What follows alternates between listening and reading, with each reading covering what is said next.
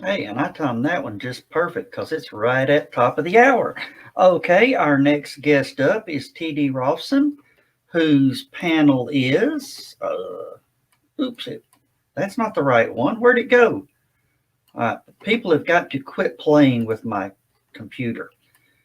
I swear, you guys, you mods, it is TD Raufson is going to join us for some live storytellings of the fantasy universe from his latest novel, Guardians Unmasked.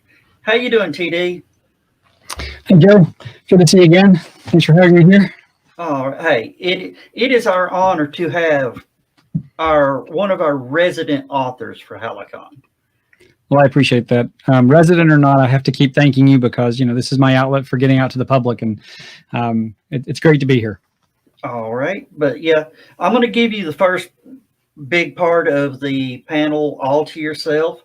But before I do, I've got to get a scroll rolling right here, which pretty much covers all your books and everything, correct? It does, absolutely. Thank you.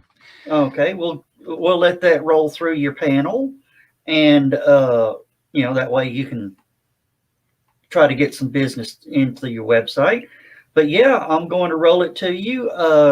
Do you want to do a first part and then come in with questions, or interrupt you every now and then for questions? So I'll do a quick intro. We'll go into a storytelling, and once the story is told, I'm open for questions. It'll probably be the last half to quarter of the hour. So Okay. I've kind of built that in. I'll be watching my time to make sure I fit it, but right. it should fall that way.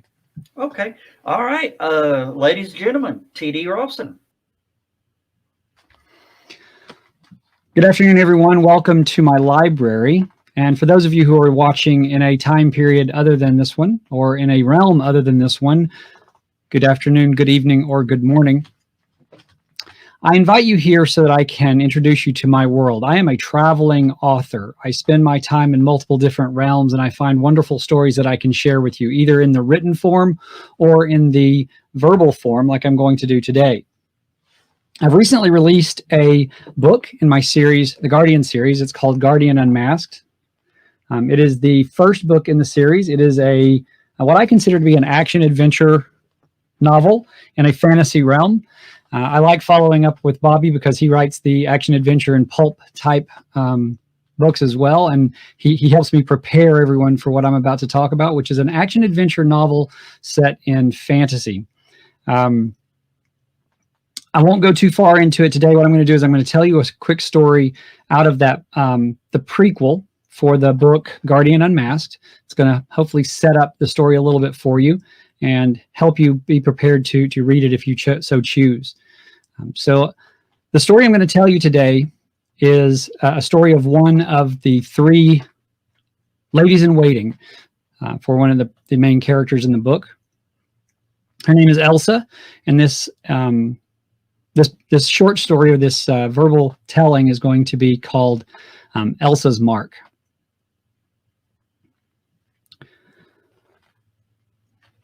So Elsa has lived in the realm of Arendor for as long as she can remember. But Elsa is an orphan. Elsa was found and brought to the castle, where she was placed in the service of the Princess Cinia. And she spent her entire life acting as a lady in waiting for the princess herself. And it's during this time period, while she's been working with the princess as one of her ladies, that she's become extremely familiar with the castle itself. So much so that she's able to do what she's doing right now. Right now, Elsa is making her way through the back hallways and alleys, the places where the servants pass, the places where all of the unseen events happen within the castle. And she's doing this on purpose. She has a very important mission. And in your mind, if you'll just picture a dark, dank hallway, something that travels through the back areas of a castle, a place where you might see a servant skittering about with a tray, or even something less appetizing. But Elsa's not here to deliver food. She's not here to even deliver anything. She's on a mission to find something. Elsa is concerned about the Princess Cinia. She's concerned about a trip that they're about to take. See, in the morning, when the sun rises, Elsa, the other two ladies in waiting, and the princess will be traveling to another realm. They'll be traveling across the dragon's spine to a realm called Parthia. And in Parthia, the princess will not return. She's going there of her own choice. She's going there to be wed. But Elsa's worried about this trip. There's lots of reasons to be worried about this trip. You see, the dragon's spine is a large barrier of mountains which separate Parthia from Arendor. And this mountain range is difficult to pass. It's one of the only things that keeps Parthia and Arendor from fighting. They're friendly with each other. They're relatively nice neighbors, but it's good to have this boundary between them. And this boundary has acted as a barrier to protect them from incursions for a long time. It's very difficult to pass, and Elsa knows that they're starting a journey through this pass in the morning. But she also has another concern, and it's not just about the dangers of the dragon's spine.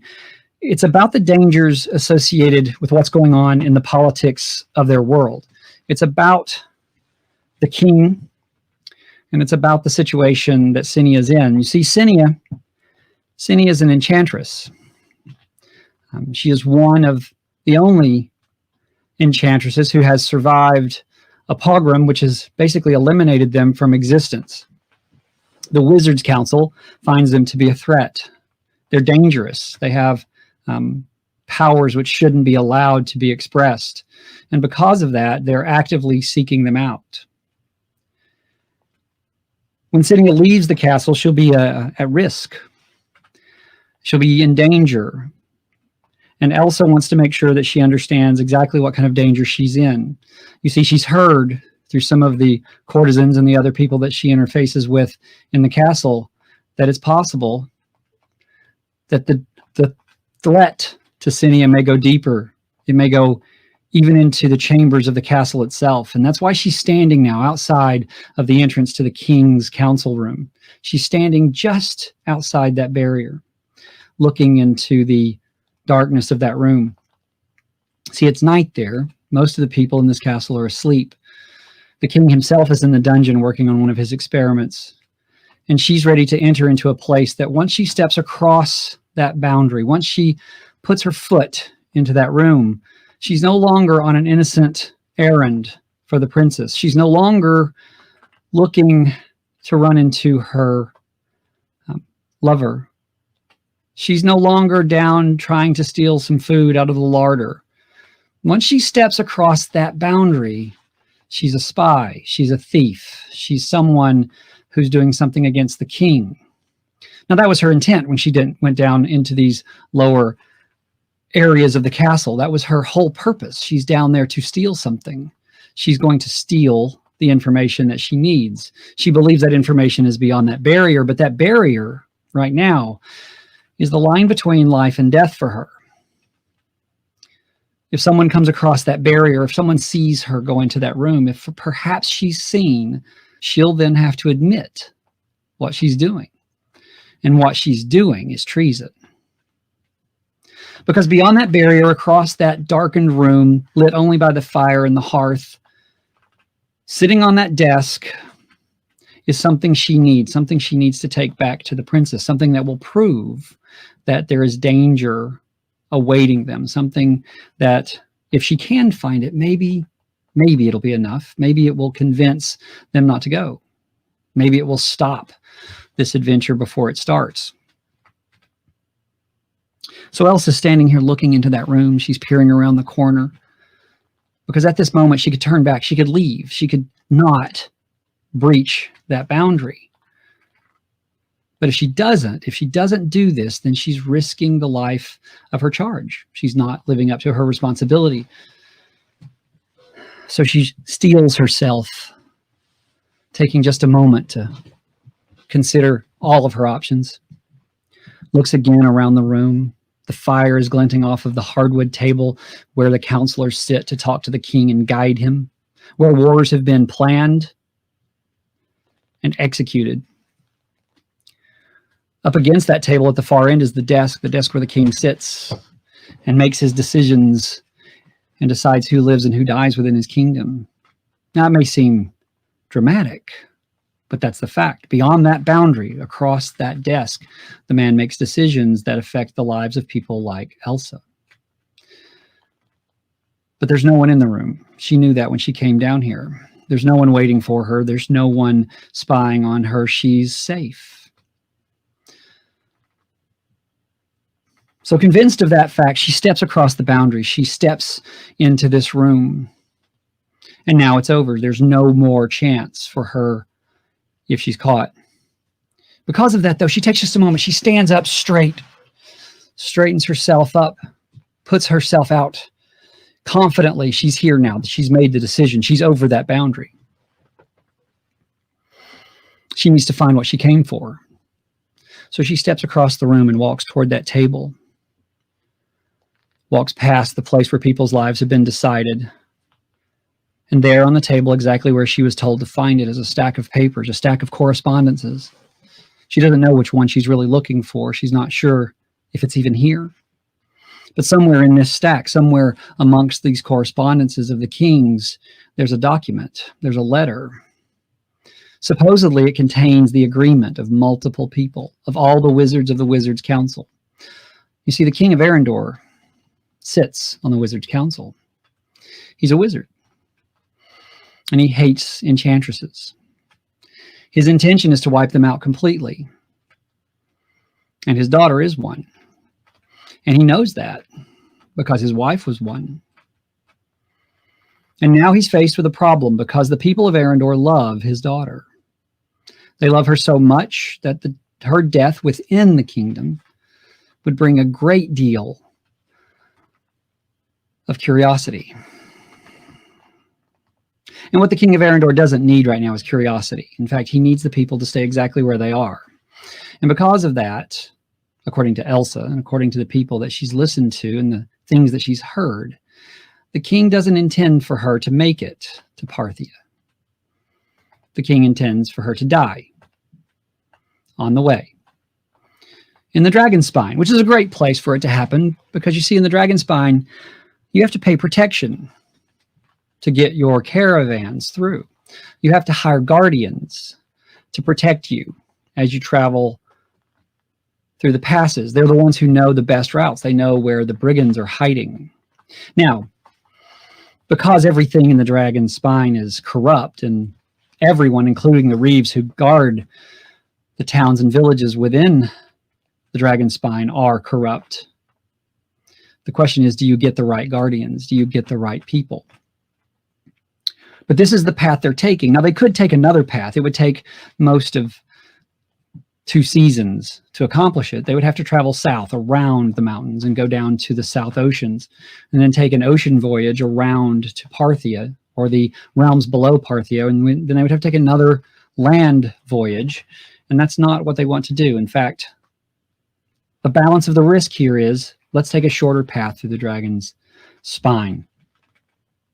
So it's this journey, it's this trouble that has her looking through this stack of documents for the proof, for the very proof that the king is aligned with others in an attempt to kill his own daughter. And there it is. About halfway through the stack, she finds it. She's now got the proof. What does she do with it? She pauses, leaves it sitting there. This is yet another step. It was one thing to enter the room, perhaps not to be seen, but it's something else entirely to take a document with the king's seal out of his room, to take this with her, which is the proof she needs. Worried, concerned, she places her hand on her head, moves the circlet a bit as she worries about what her decision is. But then she reminds herself. She swore an oath to do this long ago. This is nothing new. She must step forward.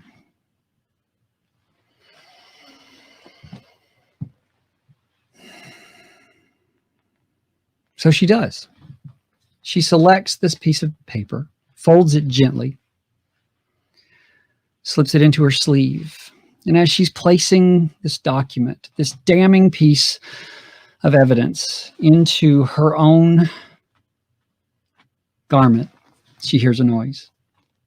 Above her, she hears a noise, a slight clicking sound. It's quiet. You can't really hear it.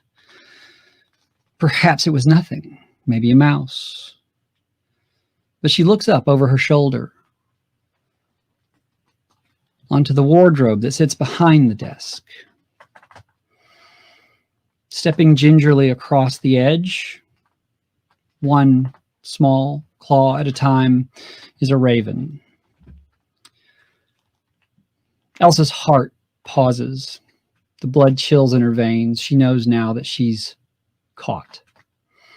She hopes that this is not the king's familiar. She hopes that he's not watching. She hopes that she is unseen still. And with that, she keeps the paper and rushes quickly out of the room.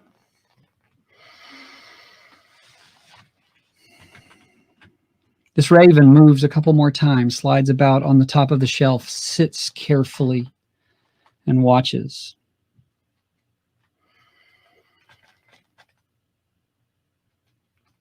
Stretches his wings, slips down to the table, to the desk where those papers sat. Moves about. There's something it's looking for. It knows it's there. All it needs is one. All it needs is the answer. And sure enough, right there on the edge of the desk, just where she paused and thought and concerned, is a single hair. With its gentle claw, it picks up the hair, lifts off from the desk, and begins its journey down those same halls, those same secret passages, those same places that other things wander, until it reaches the stairs leading down into the dungeons. See, his master is waiting. His master's down there. His master is calling him. And as he spirals down the staircase, descending deeper and deeper into that dungeon, looking for his master, he has exactly what he needs. As he breaks through the archway into the lower dungeon and into the room where the king sits, the king looks up from what he's doing to see his familiar arrive. A smile breaks across the king's face. He knows something has happened. He knows something important is about to change. And the raven settles onto the table and drops the hair in front of the king. Now, the room the king is in and what the king is doing is really critical to him. Laid out in front of him on the table are vials, decanters, and collections of different herbs and magical components. To his left is a book, and in that book is written the ritual that he's following step by step. In front of him in the center is a brazier of red-hot coals. The cauldron sitting on top of it is bubbling, but not just from the heat. It's not just the heat that causes this. What's going on in this maelstrom, in this bowl, is caused by the magical energies that are fighting amongst each other as he concocts a potion of probably the most horrible magic that has ever been seen. See, the Council of Wizards believe that the enchantress is the most dangerous thing that they face. They've kept the enchantress from reappearing for generations, and now they're faced with a resurgence for some reason, and they need to stop it. And they're going to stop it. And they're going to stop it with what the king is currently creating. On the opposite wall, standing between two guards, is a man who patiently waits to surrender himself to the very magic that is in that cauldron. He has volunteered. He believes strongly in what the king is doing. And because of that, he's standing ready to become a magical golem, a magical bloodhound. And it's through the magic that the king is currently wrought in front of him that he's waiting on one final decision. What is this bloodhound seeking? And it's with that final decision, it's with that final move that the king takes gently from the table that hair and places it into that cauldron, and then completes that spell by simply finalizing the final incantation. He looks up from the table. The guards are waiting. The passive volunteer is ready. The king nods. The two gentlemen standing next to the volunteer take his arms and place them into heavy iron bands. You see, what's about to happen to this man is going to transform him. It's going to transform him into something that cannot stop until it succeeds. It's going to transform him into something that is stuck on one objective, and that objective is to find whatever it is that the spell has told him to find. And he will not stop until he does so, or dies. He will be gifted with all of the magical power available to him. He will be gifted with strength beyond human. And he's willing to do this for his king. But the king can't let him out. And he can't take a chance that he'll get out until it's time. So he binds him to the wall, keeping him safe as he takes the cauldron over to him and has him drink it. Yes, drink it. That boiling cauldron of magical evil he's going to drink, because it's going to give him exactly what the king needs. He's going to solve the king's problem. As he drinks this potion down, as he takes it into his body, things happen that are unimaginable. His muscles expand beyond his body's capability of holding them. But it does. The skin stretches, the muscles tighten. His hair burns off, leaving his bald head in the veins that extend out around it. His eyes bug out. His jaws lengthen and his teeth sharpen. And he suddenly starts to pant and breathe as if he's trying to find something. He's seeking it. It knows it's here, it's here, it's here. He wants it. And this is just the first stage of his transformation as this bloodhound becomes fully vetted, fully prepared, as the human mind gets burned away and it's left only with the magical desire to accomplish what it was told to do. And it's this bloodhound, it's this creature that's going to help the king accomplish his goal. But it's not the only one. It's only one of many. And it is this that the king has prepared for. As he knows the spell is going to take its course, he leaves this room. He knows now that everything is set. He has everything he needs. And everything is on its way. In the morning,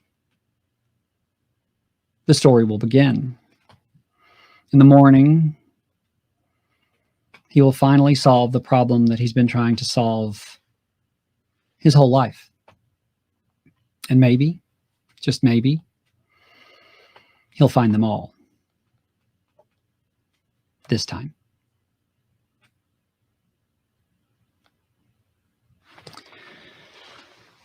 So now you have a good idea of the background, at least a little bit of the background. I was watching the chats come by, and I did notice so many spoilers. Not so many as you would think, but I understand. I am giving a little bit away. I'm open to questions as I wrap up this conversation. I will tell you that, again, this is from a prequel. It is only available in verbal form. I won't be turning that into a novel. I'll only be delivering it verbally. But it is a prequel around Guardians Unmasked. It's the first.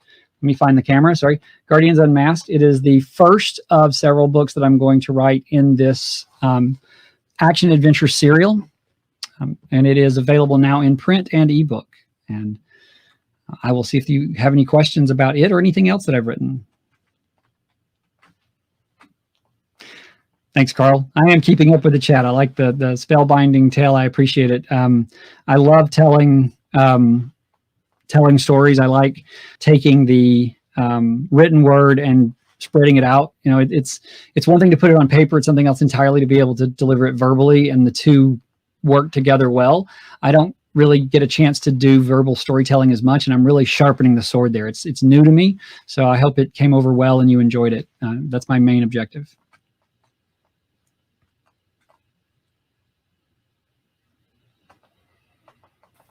All right, I'll just sort of jump in here and sort of add along. Of course, Facebook user, I don't know who that is, and they're saying you do tell it well. You probably know who it is, but I don't, because they're you may have a clue.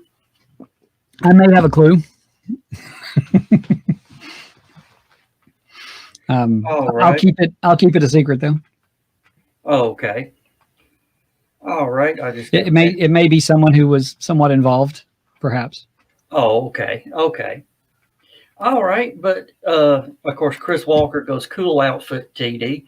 Yeah, you always look dapper at HallowCon. I will tell you that. So I try my best to put on the persona. So when I come to this, and I really enjoy doing this virtually because it allows me to bring in some of the pieces that I want to do around vlogging and sharing the content and being out there, doing more storytelling and getting people involved in other pieces of it.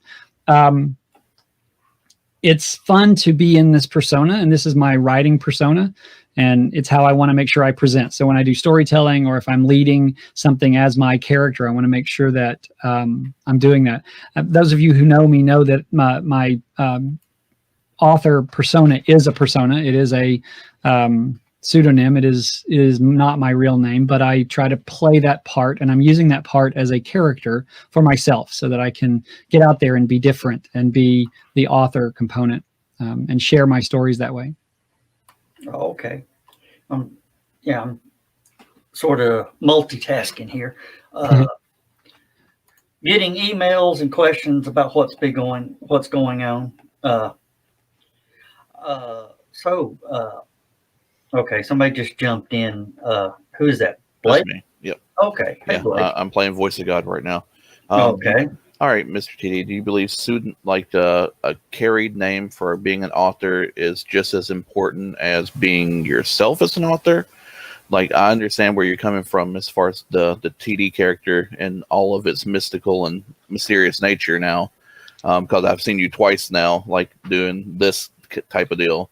Do you believe that an author should look into that as far as the future of their writings?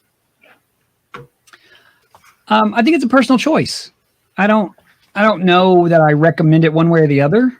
For me, it was an interesting choice. It goes back to when I was writing my first book and my decisions around publishing the way I did versus publishing traditionally. And back when I was first writing my first novel, honestly, I've been writing since I was 9, and most of that has never been seen by anyone other than a few people who've read my novels in writers' workshops. But while I was doing that, I was also watching what was happening in the publishing industry. And there are, at that time, if you were publishing and self-publishing, you were doing it through vanity presses, or you were doing it in kind of a rebel forces kind of way, and you were treated that way. You were seen as someone who was outside the norm.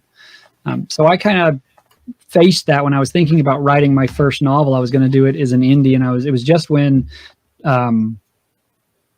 Amazon was kicking off with the Kindle, and ebooks were becoming popular, and it was easy for people to start publishing. I was just behind that big spike where all those original authors got lots and lots of money for publishing their books in an indie fashion. But it was at that moment that I was deciding how I was going to do it. And I said, you know what, I'm going to take a chance. I'm going to write a book. I'm going to publish it independently, and I'm going to do it under a pseudonym to protect my identity. That was my whole reason. It's not that way anymore. I play with it now as more of a character, like you see. But at the time when I was thinking about it, it was more about protecting myself from the retributions of the publishing industry, because once you were identified as an indie publisher, you were seen as outside the norm, and they didn't want to talk to you. They didn't consider your work. So I was trying to protect that when I first did it. I've talked to other people who were like, well, I can see it. You want to do that to protect your identity. I don't know. I did at the time from the specific people, but as far as protecting myself from my fan base, no. I would never want to protect myself from the fans and people who read the work. Otherwise, why would I even show up at a convention where I can be seen personally? So it wasn't for that reason. It was more around the other. And now it's morphing into a fun tool to play with because I can be someone else. I can show up. So I certainly wouldn't recommend anyone follow that path. But if they're thinking about, do I want to be myself or do I want to be a different persona? It really depends. I'm not outgoing in my normal persona. I have to become very relaxed. I have to become very part of what's going on to relax. And because of that, this character lets me come out a little bit and be a little bit more outgoing. So for me, it was a kind of a defense mechanism, I guess. That makes a lot of sense. So you're talking about how back in the day it was not normal. What is considered the normal now? Is print on demand the new normal for independent artists? Is still the search for the great publisher near or far the way to go? Like, I know it's preference again, but in experience with the people you've reached out to through your history now of being an author, what routes are available to a budding author? So I think the publishing industry is in the process of rediscovering itself somewhat. It's coming off the ebook boom and the realization that it's still challenging to be discovered. Authors are discovering that it's hard you have to market your books more. You have to spend more time marketing. That's always been the case. There's never been a free pass in publishing. The path, I think, though, has become a little bit more welcoming of multiple different perspectives. So now it's more, if I go with the traditional route, I know what I'm getting into. I know what the publisher is likely to do. I know what I can expect from them. I'm comfortable with that. And then I want something with a little bit more control. I want to be in control of my outcome. I would tell you that there's a balance there, and you have to ask yourself the question: if you're investing in a publisher route, you understand what you're getting into. You're making an agreement to make them part of the process. They're going to take a lot because they're risking a lot, and you're okay with that, and you need that help and that support. Then there's the individual route, which is the indie route, which is I want more control. I want more of the final cut, but I'm willing to take that risk on myself. And that's a decision each author would have to make for themselves. Like you said, it's an individual choice, but I think the markets are now balancing where both of those can coexist. They're not hating each other. In fact, you've got traditionally published authors who are doing indie publishing of their own print-on-demand work. I do know that I was watching some of the news during this pandemic and the problems that the publishers were having with regard to the presses. They're still using, from what I understand, web-style presses and printing in large bulk. So they're still working in a rather traditional model. They've not moved into the print-on-demand model as much as I would have expected, which surprised me. So when they told me that a lot of publishers were having a hard time, or the presses were actually closing because the publishers were not publishing because they couldn't guarantee the delivery of the book. So there was a big economic impact on that. So it had a real hit on the publishing houses and probably the bookstores. And there's always that fine line. That's causing people to really think hard about what's the right path for me to follow and where does it go. I don't know that there is a good answer. I don't know that there is a right path for the author. So I'd say be very aware of what's really happening and how it's going to work for you and where your comfort level is. Gotcha. What are some, how do I put it? When you receive notes or critiques from your publisher, how do you gracefully accept them? How do you not want to stick a fork in someone and say, I'm done with you? Well, you do. But I went through lots of workshops when I was learning to write. I started writing, like I said, when I was very young, and I was doing it because I wanted to be published. I wanted to be a published author, but I didn't want it so much to do it every day and put myself into it. So I struggled with that whole approach. So in college, I started doing creative writing workshops. I went to several semesters of creative writing and went through the process. and open myself up to critique by handing off my work to people. The funny thing about authors that I found, and I hope I'm not speaking out of school for those authors that are in the audience, and I'll change that for me. I'll say it's me. When I first started writing, I was very nervous about handing my work off to someone because there's that feeling that I'm giving away my thing, and I'm going to lose it. Somebody's going to take it. They're going to run with it.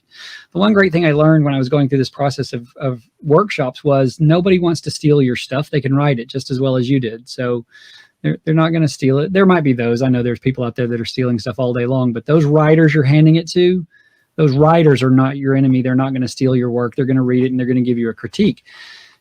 What I learned in that workshop and those workshops that I went through was how to listen to a critique and how to open yourself up to it. As soon as someone tells you something bad about your work, you should be thankful. You should be happy. When I was getting my first books written, I was handing it off to my family. I was handing it off to my friends, and they were all giving me this wonderful feedback. Oh, you write so well. This is really great. We really love it. This is excellent. And I loved that. It was great. The big ego booster. Wonderful. But the reality was it all can't be great. And I was looking for that answer. I was looking for that person to tell me honestly, when you wrote that in chapter 2 where that character said, that's stupid. You shouldn't have said that. And when you finally get that first time you get it, it's a kick in the gut, right? You're sitting there going, wait a minute, you just told me my baby's ugly. But you got to grow that skin. And what I learned in the critiques and the writing with people was listen to what they're saying, let it settle into your brain, don't react to it because they're being honest with you. There's something in here you need to hear.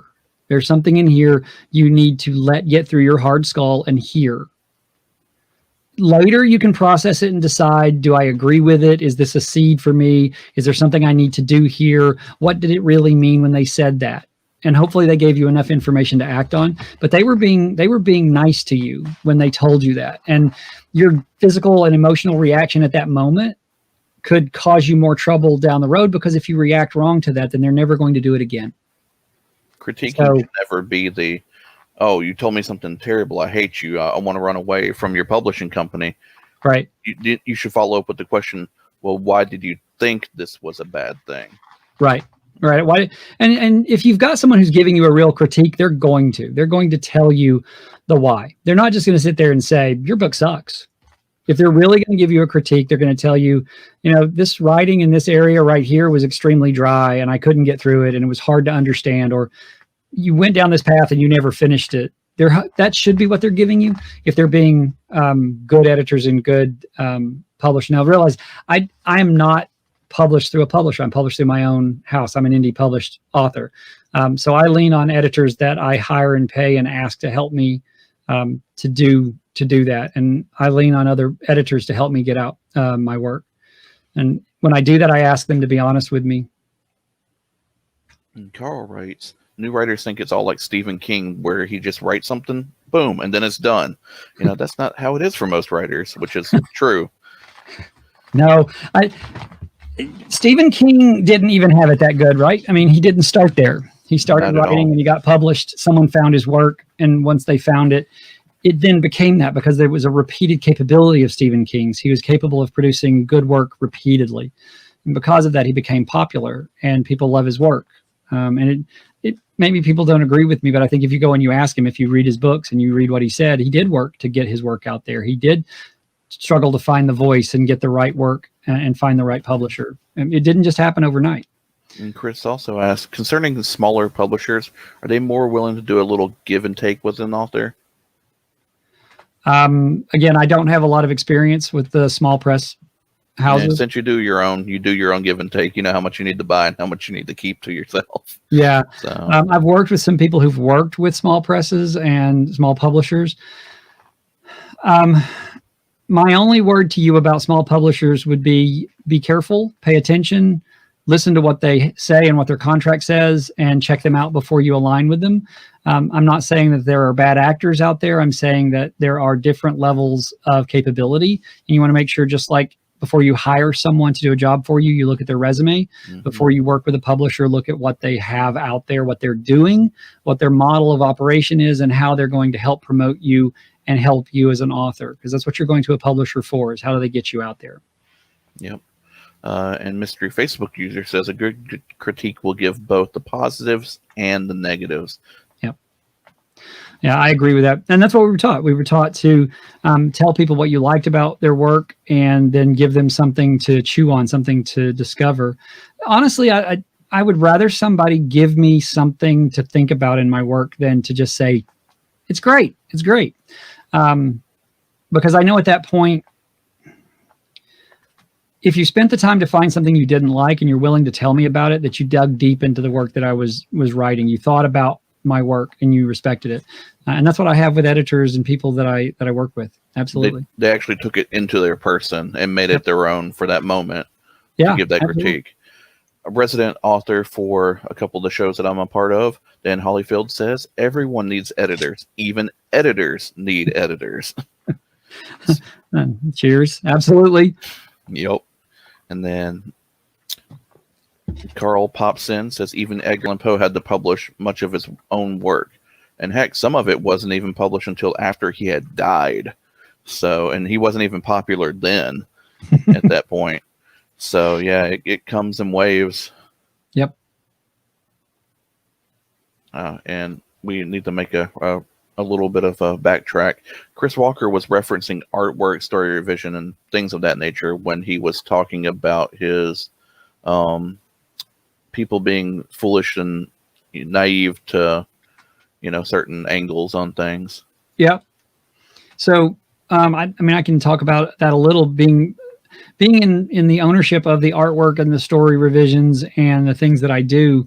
I have full control over that. But you're right. If you're working with a publisher, if you're working with someone, a lot of that is done with the help or guidance of the publisher. It depends on the level of the publisher that you're working with, how much of that you own. For example, if you go with a large house, in most cases, my understanding is large houses pretty much decide what the cover art's going to be. They decide things about how the book is going to be distributed, and they manage the marketing, and they even will give you some pushback on the content of the book around, the way they think the story should go. So again, it's that relationship. If you know the relationship with the editor, I've not heard a lot of people tell me really bad stories about traditional publishing and editors and them being mistreated. I'm sure there are stories out there. And I think they're doing a good job of helping people get their work out there. I know it's different. It's challenging for both sides right now in publishing. Oh, yeah. Yeah, I've seen some stuff go from indie to main house publishing, and indie cover looks amazing. It's a phoenix flying over a river, and the text is on fire and turning into coal. And when it went to major publishing, it was literally just block text, red on a black background. And we're like, okay, that's the change. Yep. And it made you feel different when you saw that book, and knowing that you had a thing that had so much glory, and now it's just kind of been compartmentalized into a corporate entity. It'd be interesting to see the counter to that, though, to see exactly whether or not that decision by the publishing house actually affected the sales and improved them. It'd be interesting to compare the pre-sales to the post-sales and see if that decision... It might have been an ease of access thing, too, like, oh, this book says The Rising Phoenix. Right. Yes, I love phoenixes. Birds are awesome, Right. And I know that people will say, the cover sells the book, and it does, but there's some argument that a simple cover with a key point is as powerful as a well-designed cover artistically, and you can overdo artistically designed covers. So there's balance on both sides, right? And I would like to see the statistics on that. What really happened when those sales were put out there? Oh yeah.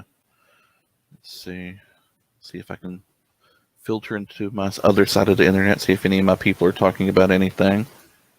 Let's see. All right, nothing yet on this side.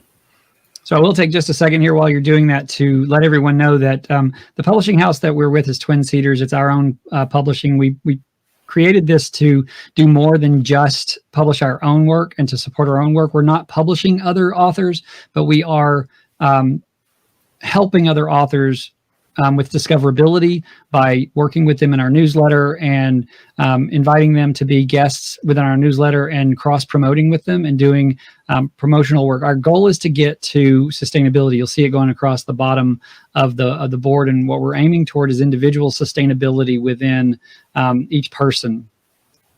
My background is in a completely different arena than writing, and from that I've learned a lot about the individual sustainability and the ability for people to do what they love and stay focused on what they want to do. And what I believe is that if a person can find an outlet, a way to do what they want to do, and they can really get into that thing, if they're supported, then they will find a sustainable way to do it. And it's a struggle to find that sustainable opportunity, but even within the job you're doing, you do it for a reason. If it is what you love, then it is something you can be sustainable at.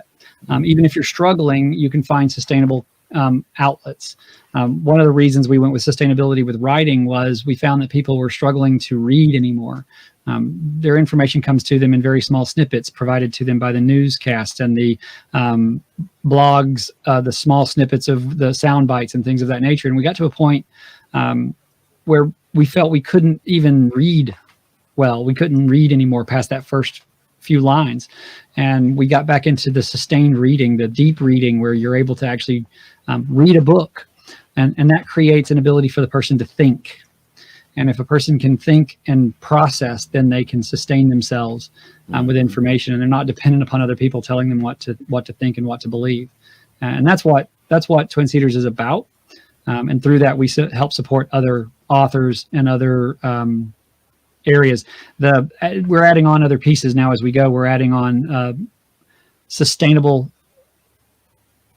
products. And that's why the leather working is becoming part of it, because I'm making sustainable products that help you sustain your life. And the two blend together into that core focus around individual sustainability. So, will we be aiming a little bit towards like homesteading and stuff in the future then? I'm not moving that way myself, but I would certainly support people who are. I've always been a little bit of I don't want to use the term prepper. I'm not really a prepper. I have a preparatory mindset. I believe in being prepared, but not necessarily stockpiling and setting up house. But if I were inclined to get off the grid and move to a place where I could be self-sustained, I would. But I'm more interested in helping people who might want to do that themselves by providing them products and outlets that help them, either in the form of well-written content or entertainment, or in the form of products that they can take with them and rely on over a long period of time. That's our primary target for that. But yeah, I've researched homesteading. I would be honest with you, I could probably do it, but it would be, I'd go through a survival stage initially, and then I'd have to get back to sustainable. And until I did that, I'd feel like I was not where I needed to be. So whatever I can do to help people be sustainable would be my target. All right. Quick follow-up before we get to Chris Walker's question. So is TD a survivalist as the character? TD is a self-reliant, capable individual who travels the realms and lives in whatever environment he finds himself in. So he's capable of putting himself wherever he needs to be. And some of that may be me and it may be TD. So that's a place where we blend alignments. That's awesome. All right. Chris Walker says the cover can sell it, but the story will make a bigger difference down the road. Yeah, that's a true statement. I can tell you many, many times I bought books based on the cover and read the first page and maybe a place in the book and then put it down, because that's my real measure. If I like the cover, it's going to get me in the door, but I've got to read that first page and then go somewhere else in the book and see if it's consistent. Oh, yeah. I'm that way. I will literally jump into a book, look at the cover. Oh man, cover looks great. I'll read the first page. I'll read a page in the middle, and I'll read a page like 10 pages before the end. Yeah. And if I'm not hooked to something in that, I have to put it down. I'm sorry. Yep. Mystery Facebook user says, but a lot of the quote newscasters unquote these days come across as barely literate. Well, because unfortunately it's written that way. newscasts are literally written on like a 4th or 5th grade reading level, just so the masses can soak it in. Yeah, that they do. News does target a lower reading level, so they have mass understanding. And I'll be honest with you, I'm not going to jump on newscasters or anyone individual who's out there doing their job. Again, I'm going to support them in what they want to accomplish. Hopefully what I'll help them with is let's create the opportunity where people can make their own decisions. Let people hear what the news is, and then they make their own minds up rather than maybe telling them exactly what to think. And that would be where I would lean in that discussion. You would lean through sustainability of, carrying a thought to its finish at this point. The way that, yeah, I know how the news is nowadays. So you're kind of one of those guys that are like, take it all the way to the end of the sentence, mill on it for a moment, and then act on it. Yeah, I'm gonna say let's hear the whole thing and let's act before we jump into it. And that comes from a lot of my background that's not the TD character. Gotcha. Trying to see if anyone else wants to say something. Come on, jump in here. There's 17 of you. I can see you. I have the special magical power. There's 6 on the HallowCon page. There's 1 on the HallowCon other Facebook page. There's 6 in YouTube land. Come on, YouTube land. I want to see you guys pop up on here. I only see Mr. Hollyfield so far. And then our Twitch has 4. That's my biggest audience I've ever had. Thank you very much, HallowCon. Oh, gosh. Oh, I could probably ramble on for days about things, but it's actually, we're doing pretty good. We got about 5 minutes before the usual commercial break kicks in. And so we see your ticker on the bottom, but if there's any specials or deals or, call us to action you have right now, jump on in and do your thing. Absolutely. I would tell you that it's not just the one book series. We have several. We have the Legacy of Dragons series, which is my first set of novels, which is Emergence and Resurgence, where we deal with what happened to dragons, where they went. Historically, every culture in the world has some reference to dragons at some level. And I bring them back in the modern time, and we have a contemporary fiction novel, a set of them. There will be a 3rd book coming. I'm still working on the 3rd book. And I also have the Queen's Yeoman, which is a mid-grade novel around a young lady who's dealing with the death of her grandmother and what happens when the magic of the kingdom that the grandmother created over time merges with her real life. I'm primarily a fantasy writer. I want to dabble in science fiction, but I feel more comfortable in a magical realm. And KT Hunter, the other author on our side, is writing in science fiction. She does a much better job with it. She writes scientific romance, which is steampunk at the turn of the century.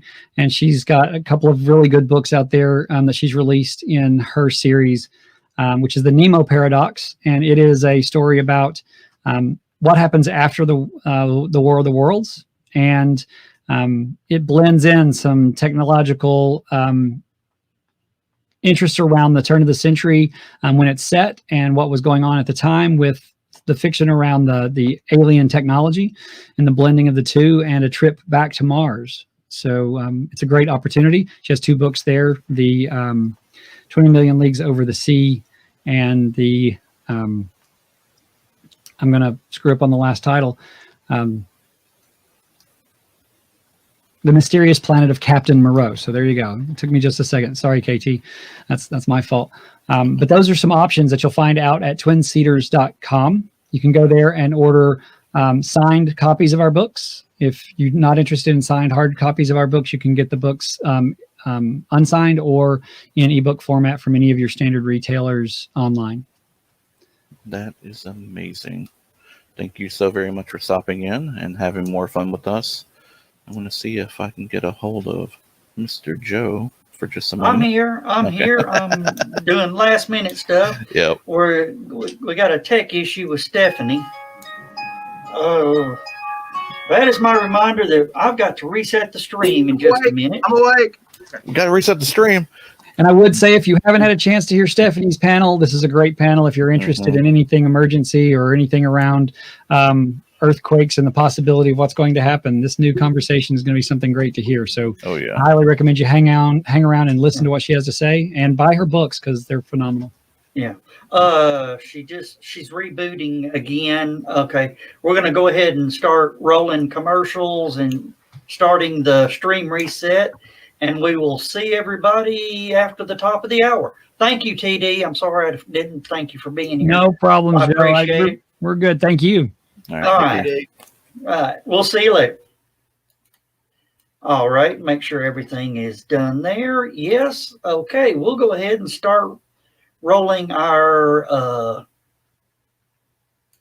videos, and we're just going to roll a couple commercials, and then we got to run our stream break theme, and then we'll be back at the top of the hour. Hey guys, it's Angel with Immortal Impressions doing the virtual thing for HallowCon 2020.